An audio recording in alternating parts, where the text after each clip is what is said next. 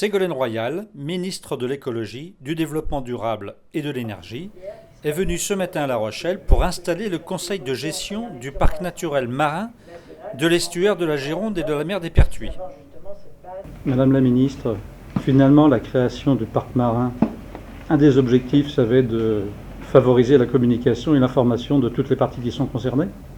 Oui, c'est un des grands objectifs, c'est-à-dire de mettre en commun cette connaissance qui est aujourd'hui un peu dispersée, parce que chacun habite une partie du territoire, donc n'a pas forcément conscience de la complémentarité entre tous ces écosystèmes à la fois marins et terrestres, autour du même littoral.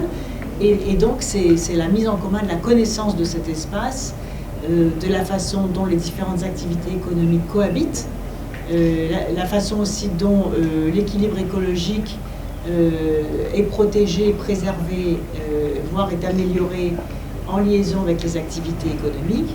Et donc c'est les grands choix aussi qui sont à faire sur la réconciliation entre l'écologie et l'économie. Et ça, c'est vraiment un chantier tout à fait passionnant. Et ce parc a été, voilà, 7 ans d'attente depuis le lancement de ce parc. Et vraiment, je suis très heureuse d'avoir pu débloquer ce processus en trouvant un système, en discutant avec les élus, en écoutant leurs préoccupations et en donnant l'autorisation législative de faire 3 sous-identités géographiques, 3 comités géographiques, ce qui a permis au fond de lever toutes les résistances, toutes les inquiétudes légitimes d'ailleurs qu'il y avait sur un si vaste espace. À un moment, il avait été question de réduire l'espace, ça n'était pas possible parce qu'il faut respecter aussi les cohérences et les complémentarités écologiques.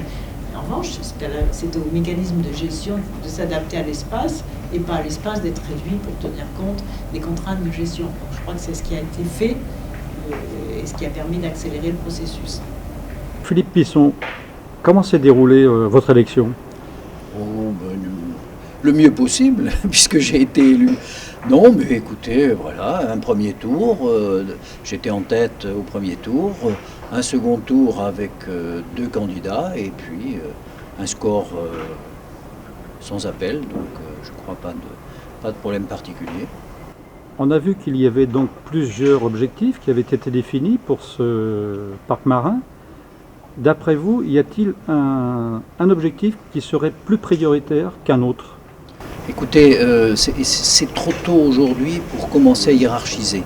Vous avez vu que nous avons décidé d'avoir un travail très collaboratif, avec beaucoup de participants de la société civile en particulier, qui arrivent avec des attentes et des objectifs. Ça peut être effectivement la qualité des eaux, ça peut être la préservation de l'espèce, ça peut être le problème des huîtres. Enfin, nous allons avoir beaucoup de choses à traiter. Donc je ne vais pas aujourd'hui les hiérarchiser. Nous allons discuter avec eux de ce que nous avons à faire ensemble. Nous allons recruter les techniciens nécessaires à la mise en œuvre de nos actions. Nous allons certainement lancer des études, ça se fait toujours comme ça. Moi, je suis toujours président du SAGE Estuaire.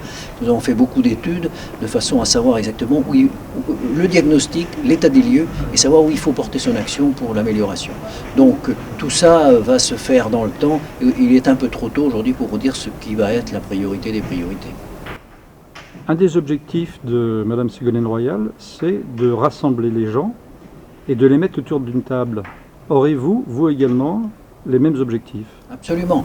C'est effectivement l'essence même du fonctionnement de ce parc. D'ailleurs, je l'ai dit dans mes premiers propos à tous les gens qui étaient là, d'abord par rapport aux candidats qui se sont présentés et qui n'ont pas été élus, qui sont des gens de qualité avec lesquels je vais travailler. Nous allons travailler avec tout le monde. Il n'y a pas là-dedans d'arrière-pensée ni politicienne, ni clanique. Nous sommes pour fédérer nos énergies au bénéfice d'un territoire. Donc là, si nous commençons à avoir des problèmes de lutte de pouvoir, finalement, nous n'avancerons pas.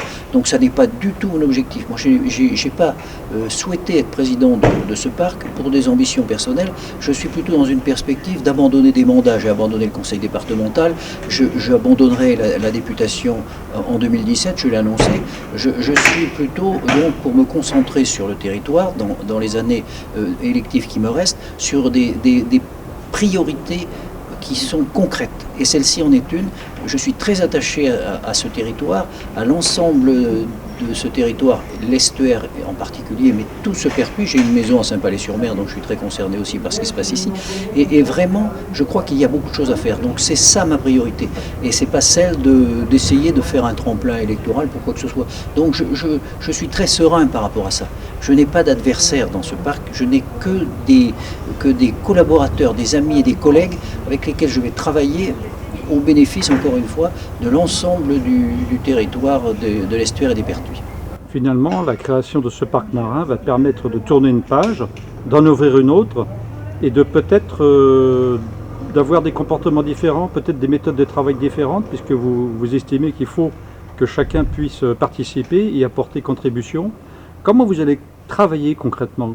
Comment ça va se passer ? Écoutez, vous savez, là c'est un peu comme les priorités, c'est un peu tôt de savoir comment nous allons travailler. Il y aura donc dans chaque territoire ces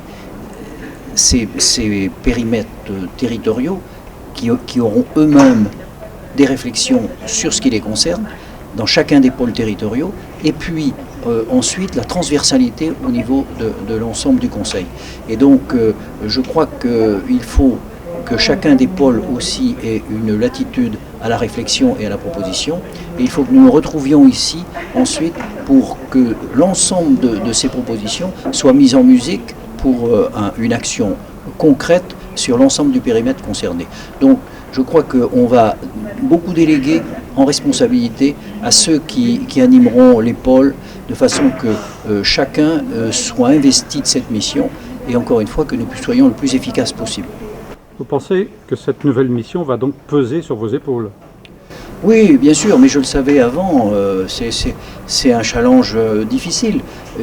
J'ai bien réfléchi avant de m'y engager, mais je crois que j'ai la sensibilité, effectivement, au développement durable, défense de la planète et de la biodiversité, et donc l'intérêt que j'ai pour ces problèmes a prévalu par rapport à toutes les contraintes que je vois se profiler à l'horizon. Et donc je suis prêt à relever ce challenge parce que franchement il m'intéresse, je connais bien les problèmes, je suis président du SAGE depuis plusieurs années, j'ai donc déjà travaillé avec une clé qui était encore plus importante que celle-là et les choses se sont toujours très bien passées, même si on n'a pas été d'accord sur tout, les histoires de granulats, etc. c'est compliqué. Mais à un moment donné, eh bien, il faut trancher, il faut prendre des décisions et quand elles sont prises, on continue d'avancer ensemble. Merci beaucoup. Merci à vous.